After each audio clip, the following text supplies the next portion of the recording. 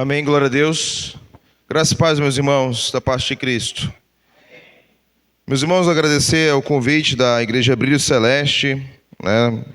Muito bom o nosso nome ser lembrado, né? Pelos irmãos. Acho que essa é a segunda vez que eu prego aqui, mas já faz muitos anos que eu não preguei aqui, que eu não prego aqui, na verdade. Acho da época do pastor Rui Davi ainda, faz bastante tempo. Mas é bom estar aqui com os irmãos, com o pastor Júlio. É um amigo de ministério também, como ele falou, nós temos aí um histórico, né, de vida juntos, lá pela Filadélfia. A Rosa de Saron congregou há alguns meses, né, acho que meses, né, uns 6 meses mais ou menos lá, ou um pouco mais que isso, como membro da igreja. Na época, o pastor Joel ainda era vivo, né, o pastor Joel era vivo na época lá. Então, parabéns a Brilho Celeste pelos seus 19 anos. Penso eu que a igreja está muito feliz com a boa quantidade de visitantes que está aqui presente. Então, você que está aqui visitando a igreja Brilho Celeste, né, você está com certeza trazendo ainda mais alegria, né, para a igreja nessa noite. E nós também estamos felizes por estar aqui. Trazemos um cordial parabenização também da Igreja Batista da Fé Rosa de Saron, a qual eu estou pastoreando já há 9 anos. E o tema já foi dado, né? Estou com a minha família, aí como o pastor falou, minha filha Isabela, primogênita, o Abraão, mais novo, e a minha esposa, irmã Mônica. O tema já está posto, foi me passado. O problema não é a falta de luz, é o amor às trevas. É um tema provocador, é um tema realmente importante ser falado. E eu gostaria que você abrisse a sua Bíblia lá para o Evangelho de João. E nós vamos ler a partir do versículo 16 até o 21. Evangelho de João, capítulo 3, do 16 ao 21.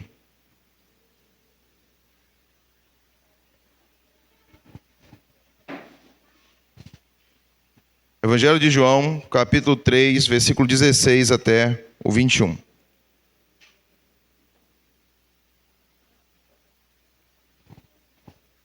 A missão do Filho.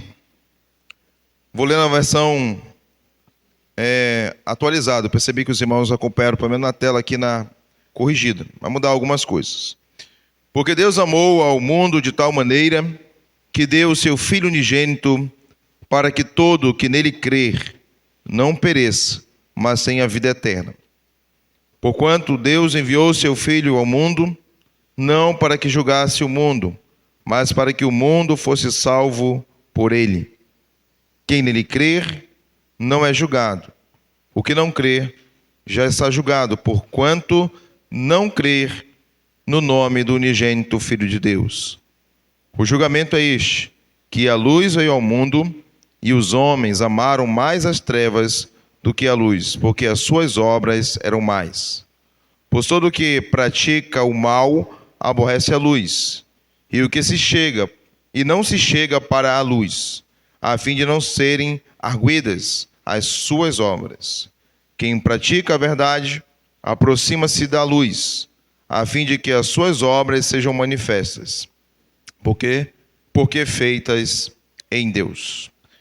Querido Deus, nosso Pai, a palavra é sua. Nós cremos na inspiração bíblica de João, o Evangelho de João.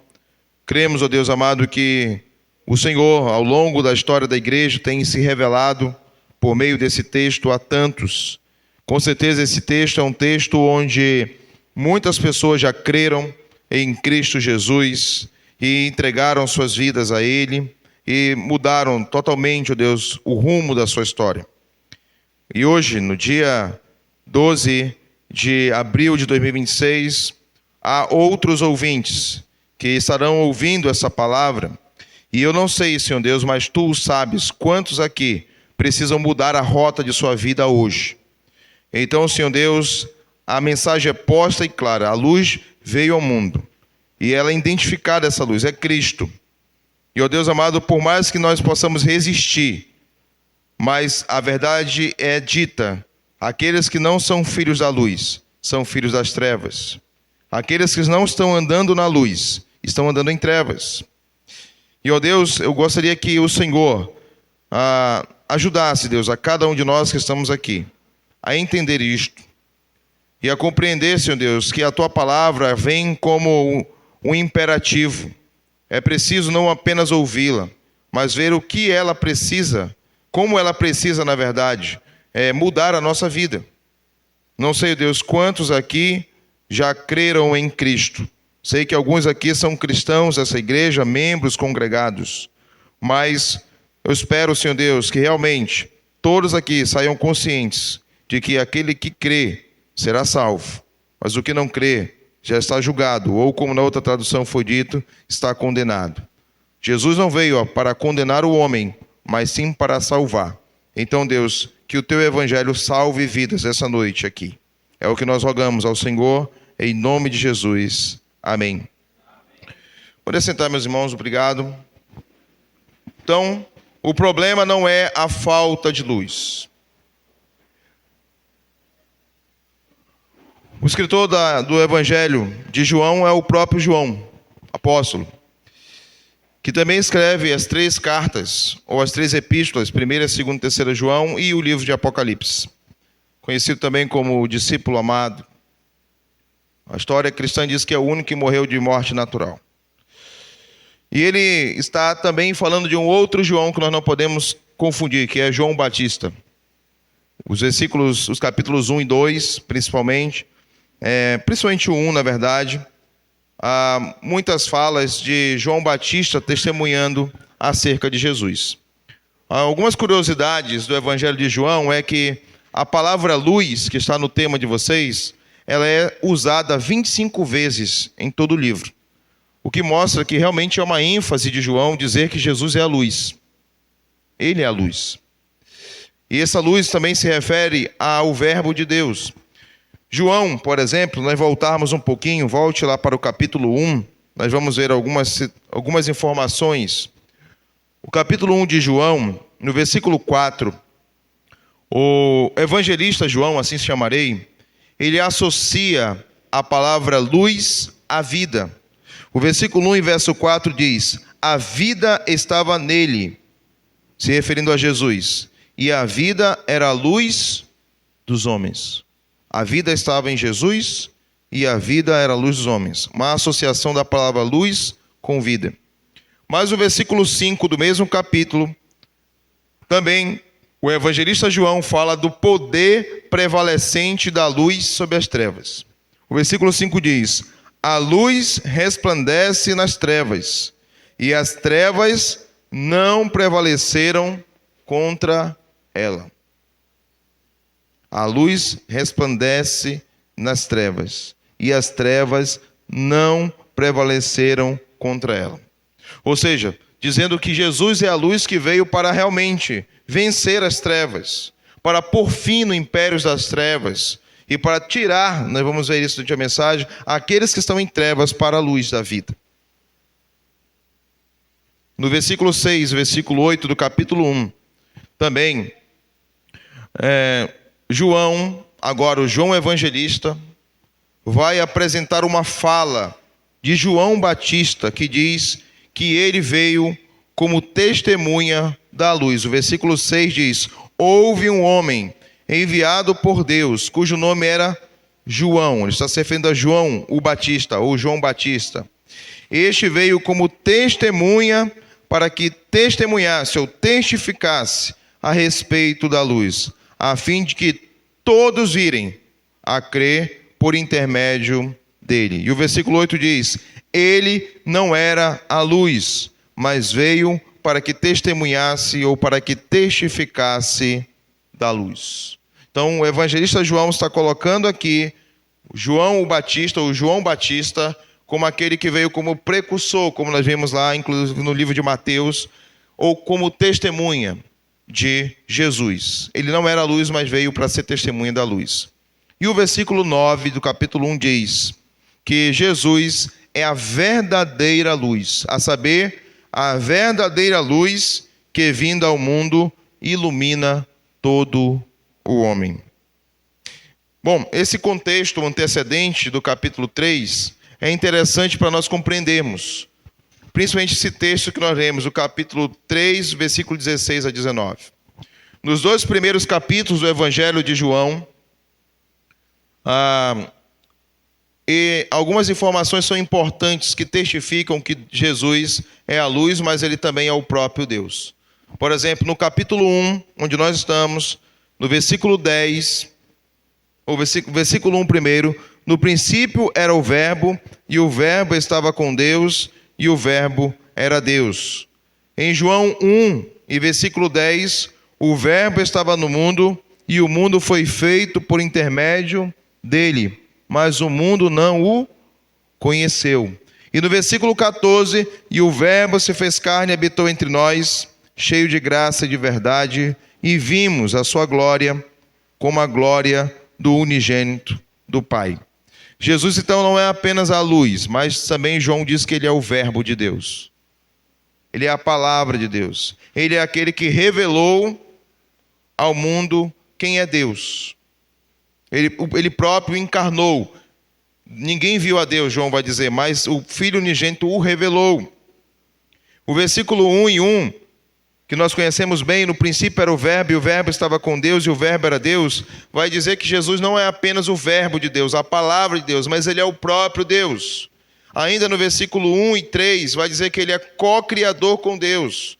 O versículo 3 diz, todas as coisas foram feitas por intermédio dele, Jesus, e sem ele, nada do que foi feito se fez. Então Jesus é co-criador. Deus criou o mundo? Criou, mas Jesus criou juntamente com ele. E aí no versículo 4, 5 e o versículo 9, que nós já lemos, novamente ele vai dizer que Jesus é a luz.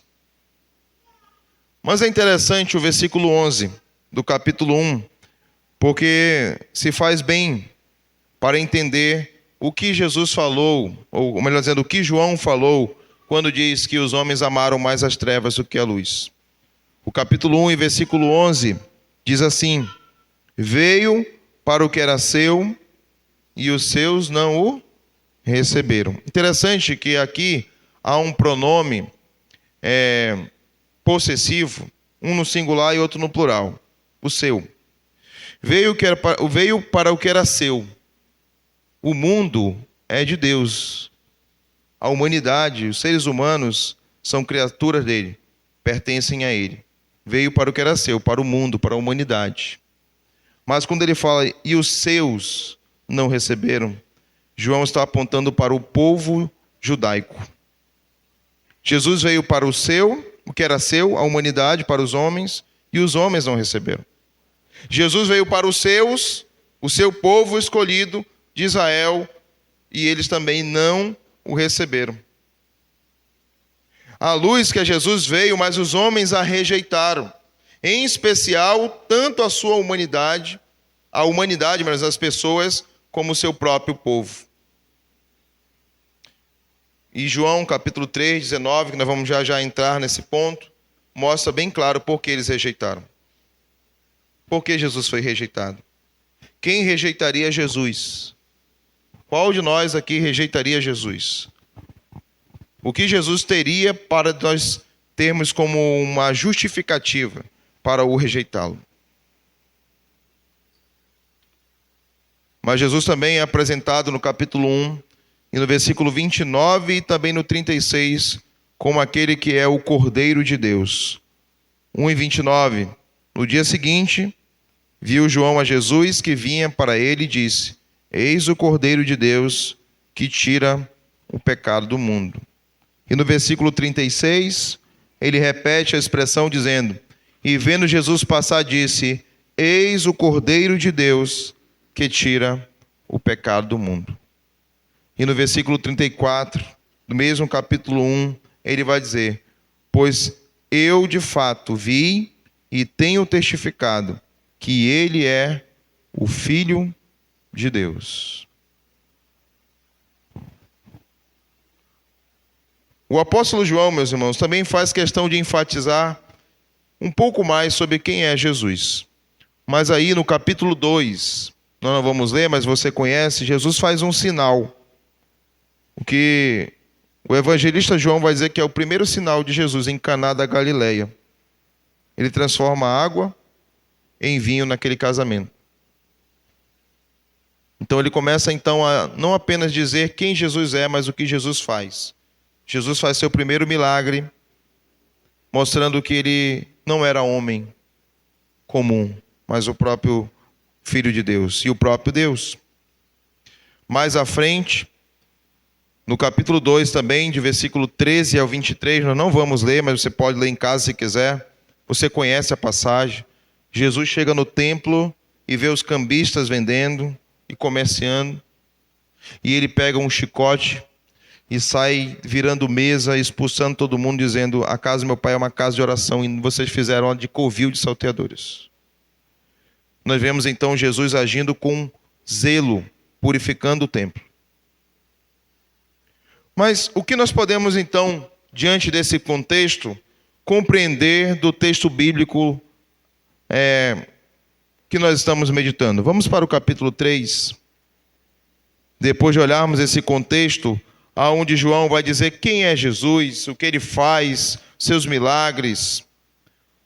O que nós podemos compreender a partir desse texto bíblico? João, capítulo 3 e verso 19. Nós podemos compreender, primeiramente, que a luz veio ao mundo, e essa luz veio ao mundo que estava em trevas. Porém, os homens amaram mais as trevas do que a luz. O julgamento é este: aqui a luz veio ao mundo, e os homens amaram mais as trevas do que a luz, porque as suas obras eram mais. Esse versículo está dentro de um contexto interessante. O capítulo 3 é o capítulo onde um homem importante da época vai visitar Jesus à noite. Quem é esse homem? Nicodemos. E esse é o contexto anterior do versículo 19. Nicodemos vai ver Jesus. E é interessante que o capítulo 3, versículo 2, Nicodemos faz uma confissão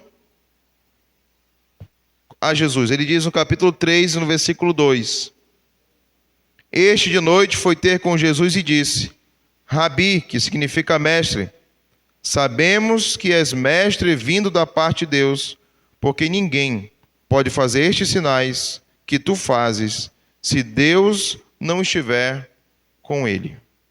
Nicodemos chega ali e reconhece que Jesus vinha da parte de Deus. Reconhece que Deus estava com Jesus. Mas interessante é que Nicodemos não faz essa confissão publicamente. Ele vai de noite, a calada da noite, como te diz hoje, né?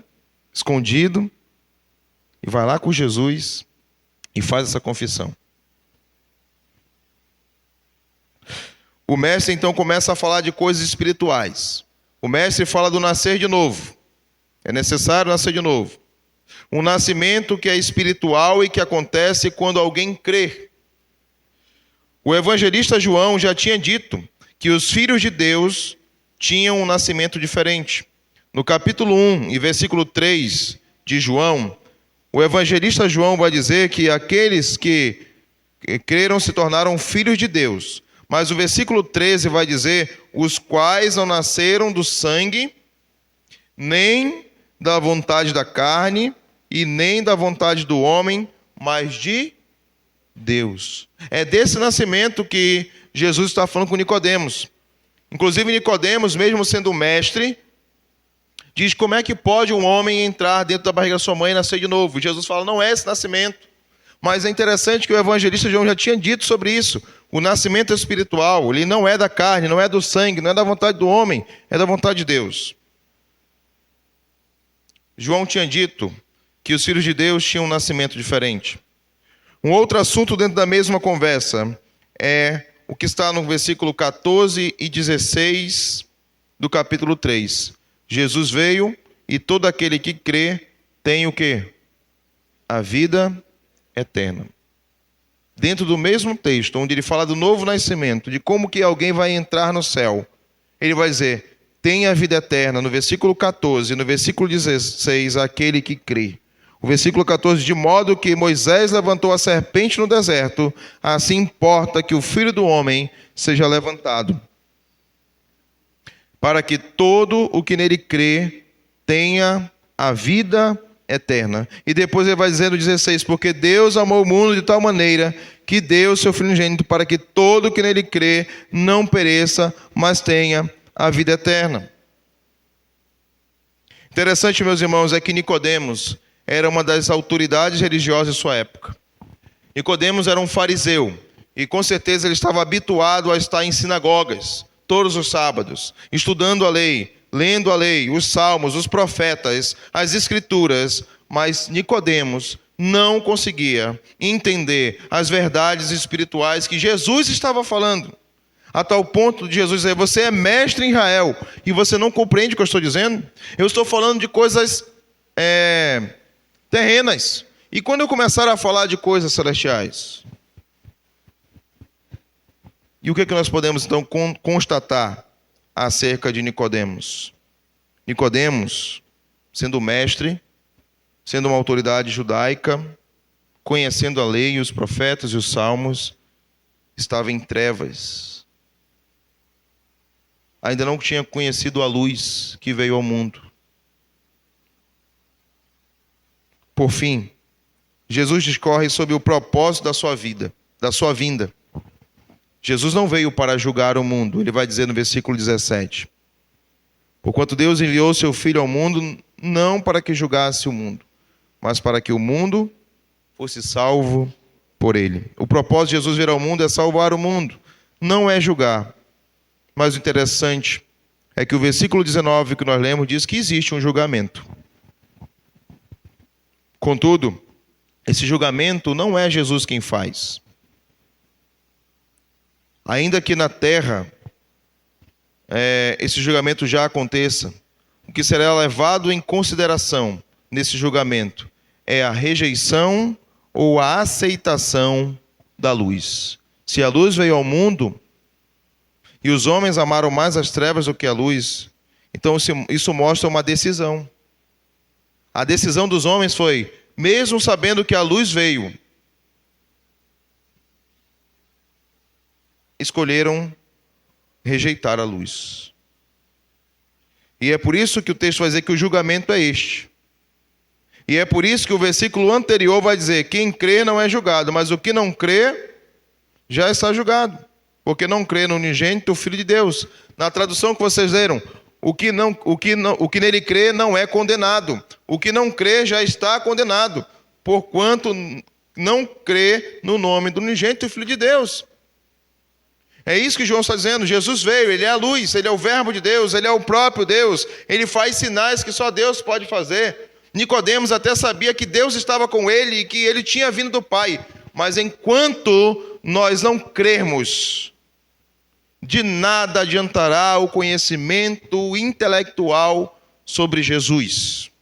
Então eu não sei o que você sabe de Jesus aqui, você que está me ouvindo. Mas mais do que saber quem é Jesus, você precisa sair daqui crendo nele. Porque você não será julgado ou livre de julgamento, ou condenado, ou livre de condenação, porque você conhece Jesus. Soube sobre ele, ouviu dele aqui numa pregação, mas o que fará a diferença é se você creu nele. Quem crê não é julgado, mas o que não crê não é que vai ser julgado, já está julgado. É o que o texto diz. Porém, a luz veio ao mundo, mas os homens não creram nela. E qual é a razão? O versículo 19 nos diz, porque eles amaram mais as trevas. Se não creram, então já estão julgados pela rejeição da luz. Não é o Filho de Deus quem julga. Cada um será julgado pela sua própria atitude em relação ao Filho de Deus que já foi enviado e é a própria luz. E a sentença de julgamento tem uma fundamentação clara e notória. Serão condenados os que não creram e serão absolvidos os que creram. É preciso que nós entendamos o que o texto está dizendo. Caro ouvinte aqui presente, você já creu em Jesus? Eu não estou perguntando se você já ouviu falar de Jesus. Dificilmente no mundo que nós estamos vivendo hoje, de tanta comunicação, de rádio, televisão, pessoas passando na rua evangelizando, igrejas em cada canto de rua. Dificilmente alguém não escutou a palavra Jesus. Dificilmente alguém não escutou uma frase sobre Jesus. Mas eu não estou dizendo se você já escutou sobre Jesus. Porque quando Jesus andou aqui na terra, também muitos escutaram dele, andaram com ele, mas não creram. E nós só seremos salvos se crermos. Quem crê será salvo. Quem não crê será condenado. Você já creu? Você já creu?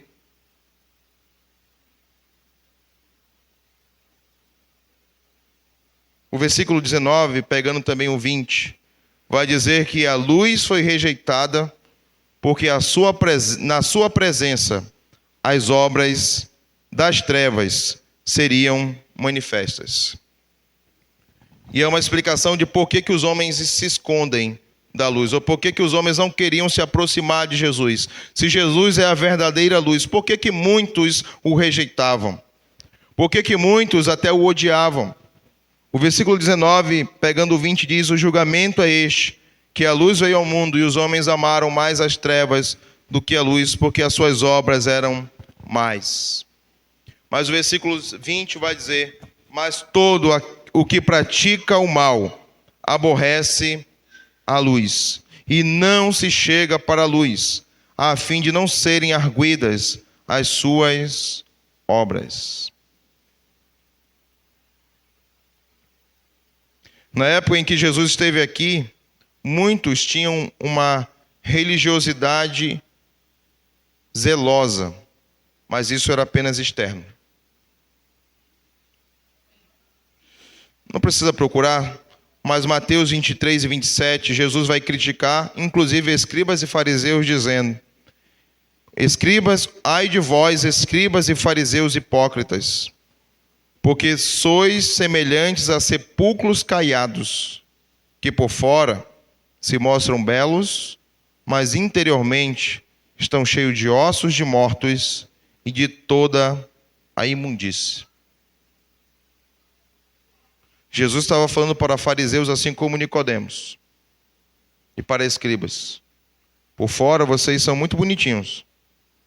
Alguém já foi no cemitério? Tem cada jazigo lindo, né? Bonito jazigo, né?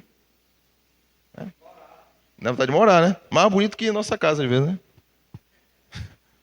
O que tem dentro? Ossos, podridão, mau cheiro. Por mais lindo que seja externamente, internamente, não há nada que se aproveite. Foi disso que Jesus chamou os fariseus. Por fora vocês são zelosos, por fora vocês são religiosos, mas dentro de vocês há podridão de ossos. Na frente dos homens, as obras de vocês são obras de luz, poderíamos dizer, mas no interior de vocês estão nas mais profundas trevas. Há muitos que querem viver uma vida de religiosidade, mas ainda não permitiram que a luz que é Jesus prevaleça sobre as suas obras de trevas. A presença de Jesus expôs obras de trevas de muitos quando ele aqui pisou. E ele as reprovava publicamente, como agora nós acabamos de ver. Jesus reprovando publicamente fariseus e escribas. Publicamente. Mas aqui no texto de João 3, vai dizer que os que praticam o mal aborrecem a luz. Os que praticam o mal. Versículo 20. Todo aquele que pratica o mal aborrece a luz.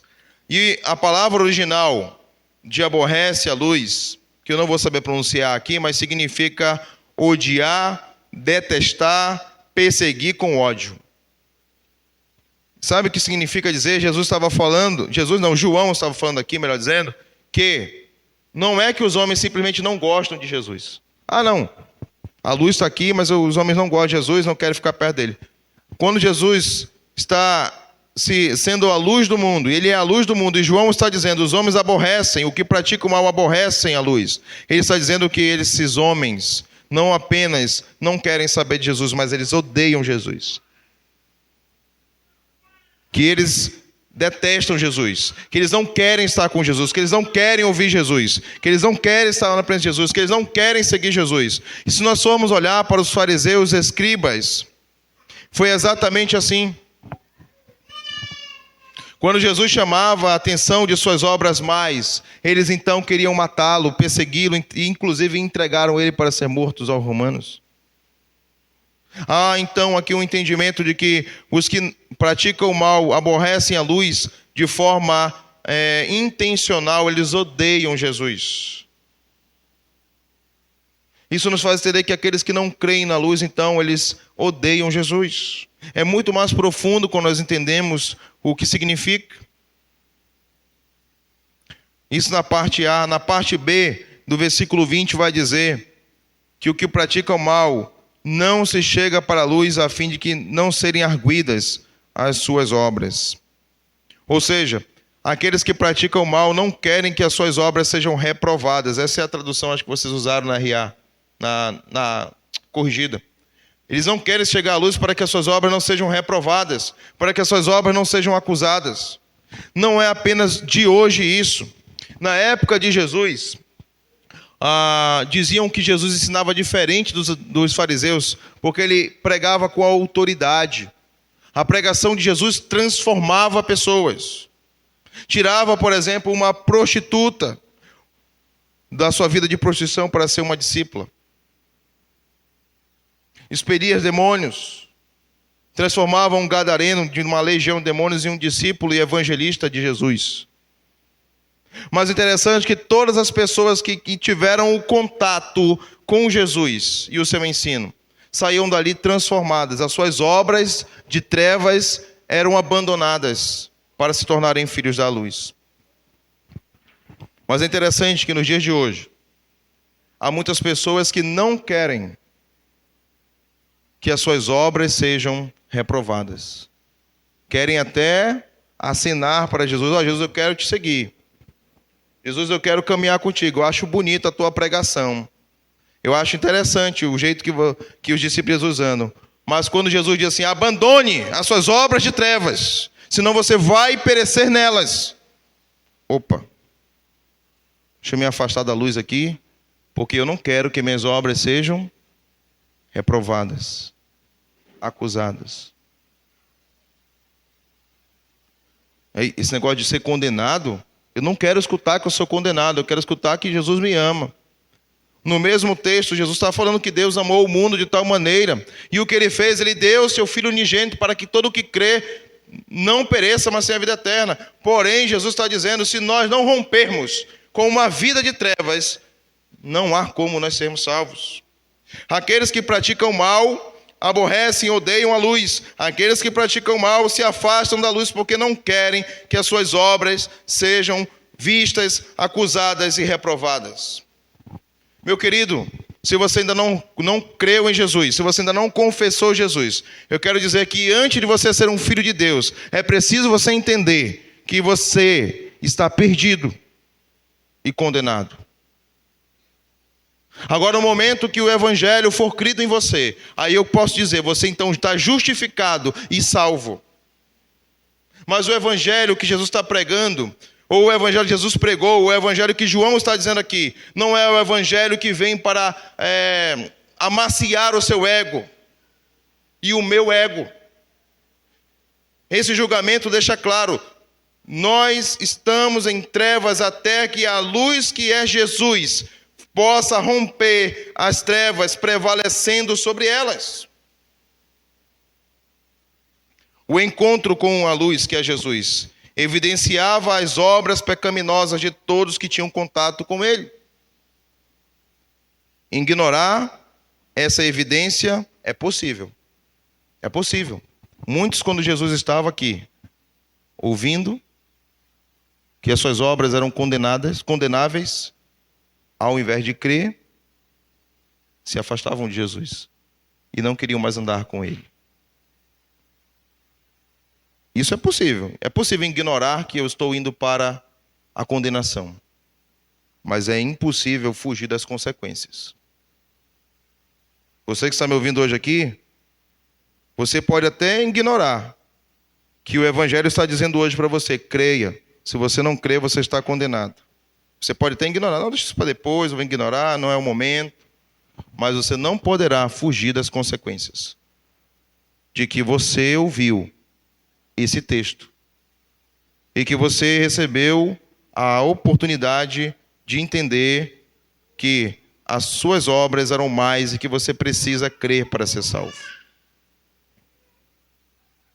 O versículo 21, que é o último, diz o seguinte: quem pratica a verdade aproxima-se da luz, a fim de que as suas obras sejam manifestas, porque feitas em Deus. A aproximação da luz envolve mudança de vida e propósito. É isso que o evangelista João está dizendo aqui. A aproximação da luz, quando eu se aproximo de Jesus, da luz, isso envolve mudança de vida e de propósito. O versículo 21, parte A, diz: quem pratica a verdade aproxima-se da luz. A prática da verdade é aprovada pela luz. Quem pratica a verdade se aproxima da luz e nada teme. Sabemos que Jesus é a verdade que liberta, João 8,36. E João 14,6, Jesus se diz ser a própria verdade. Eu sou o caminho, a verdade e a vida. O que pratica a verdade está na luz e não teme a luz, porque a sua vida é uma vida autêntica. Não há o que esconder. Se alguém pratica a verdade, se alguém está na luz, ele se aproxima da luz. Em João 8,12, João capítulo 8, verso 12, Jesus diz: Jesus é a luz do mundo, e quem nele crê não andará em trevas. Vamos ver lá, João 8,12. João capítulo 8 e verso 12. De novo lhes falava Jesus, dizendo: eu sou a luz do mundo. Quem me segue não andará nas trevas, pelo contrário, terá luz da vida. Ou seja, esses são aqueles que não rejeitam a luz, mas esses são aqueles que se chegam para a luz, aqueles que querem caminhar com a luz, andar com a luz, entender a luz. E eles jamais entrarão ou andarão em trevas, pelo contrário, eles terão a luz da vida. Sobre ele, a luz de Cristo vai prevalecer sobre as suas trevas. Ele então se tornará um filho da luz. Aquele que pratica a verdade é aprovado pela luz. Mas lá no versículo também 3:21, parte B, vai dizer: quem pratica a verdade aproxima-se da luz, a fim de que as suas obras sejam manifestadas ou manifestas, porque feitas em Deus. Se as obras das trevas eram feitas em oposição à luz, a ponto de até odiar a luz, e eram desagradáveis a Deus, as obras da luz são feitas em Deus e são agradáveis a Deus. Isso mostra não apenas uma mudança de vida, mas uma mudança de propósito. Quando nós realmente conhecemos a luz, que é Jesus, a nossa vida muda. Se antes nós tínhamos obras de trevas, agora nossas obras serão obras de luz, porque nós somos filhos da luz. Se antes as obras que eu fazia eram obras que eu amava e que me traziam deleite, prazer, a ponto até de eu rejeitar a luz, agora as minhas obras são obras de luz. E as minhas obras agradam a Deus, porque minhas obras são feitas em Deus. Vamos ver um outro texto que está lá em João, capítulo 12, versículo 35 e 36. Evangelho de João, capítulo 12, 35 e 36.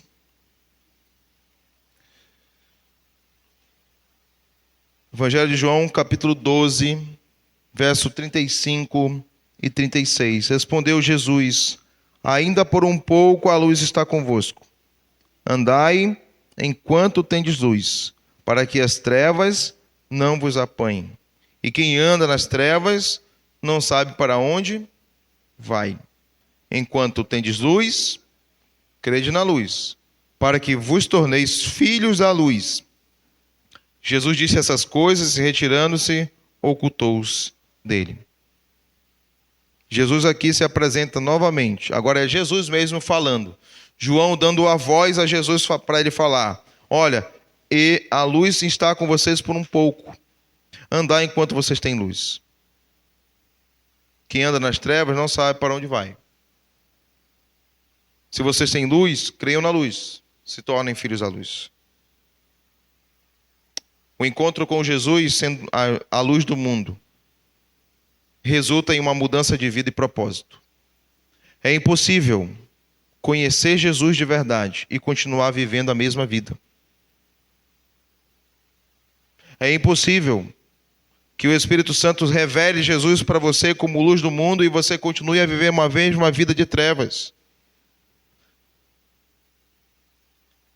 Quando a luz que é Jesus é crida, o seu poder impacta a vida e o propósito do nosso viver. Se você já creu, você deve viver isso. A sua vida e o propósito da sua vida são para serem concordantes com a luz. Portanto, meus irmãos, concluindo essa mensagem, eu gostaria de dizer que Jesus é a luz que veio realmente ao mundo. Veio ao mundo. Crer na luz é fundamental. Se nós não crermos, não poderemos ser filhos da luz. Se rejeitarmos a luz, amando mais as trevas, então estamos condenados ou julgados, como está numa outra tradução. Então uma pergunta é muito importante para você refletir. Você já creu na luz? Você já está andando na luz? Você vai sair daqui hoje bem claramente dito: a luz é Cristo Jesus, ou Jesus Cristo. Quem anda nele não andará em trevas. O que não crer nele está condenado. Você também sabe que há uma fundamentação para o julgamento, que acontece ainda neste mundo, o crer. Você já creu em Jesus? Você já professou uma decisão com Jesus? Ou você já ouviu algumas vezes falar sobre Jesus e você está ignorando? Eu quero dizer para você que todas as vezes que você não creu, você estava dizendo que você amou mais as trevas do que a luz. Você pode até ignorar o convite, mas você não pode fugir das consequências. E esse texto nos deixa uma ordem importante. Abandone a sua vida de trevas e volte-se para a luz enquanto há tempo. É isso que esse texto quer dizer para você hoje. Abandone a sua vida de trevas. Volte-se para Jesus enquanto há tempo. Enquanto tem de luz, crede na luz. Enquanto ouves o Evangelho, creia no Evangelho. Enquanto você tem a oportunidade de crer, creia. Mas se você não crê, o contrário é verdade. Então, quem crê tem vida eterna. Quem não crê, perecerá. Isso é que o texto quer dizer a nós hoje. E você? Vai crer na luz? Ou você vai preferir continuar amando as obras das trevas? Você vai preferir sair daqui justificado, porque quem crê não é julgado? Ou você vai sair daqui sabendo que se você não crê, você já está julgado? Como eu disse, o Evangelho, ele vem como uma ordem, que espera que nós tomemos uma decisão. A decisão é sua. Assim como um dia foi minha. E a responsabilidade por essa decisão também é sua. Assim como também eu terei que assumir a responsabilidade. Mas entenda, como disse o hino, a luz do céu em ti quer habitar, para as trevas do pecado dissipar, teu caminho e teu coração iluminar, e há uma ordem: deixe a luz do céu entrar. Deixa a luz do céu entrar. Creia. Saia daqui salvo. Saia daqui como um filho da luz. Saia daqui justificado. O aniversário da Brilho Celeste, mas você pode sair com um presente daqui. A salvação, ela é dada. Cristo pagou o preço. Deus já enviou seu Filho. Demonstrou seu amor. Agora é você que tem que dizer se será você vai crer ou não. Eu creio que o Espírito Santo existe. E se ele está falando ao seu coração, cabe a você deixar ele entrar ou não. Mas que ele opera aqui, eu tenho certeza que ele está operando por meio dessa mensagem. Mas é você que tem que tomar a decisão. Então faça isso. Creia em Jesus. Que Deus abençoe você e que essa mensagem possa produzir salvação em tua vida. Vou entregar a palavra ao pastor Júlio ou a quem é de direito. Muito obrigado mais uma vez pela confiança, tá, pastor? Deus abençoe.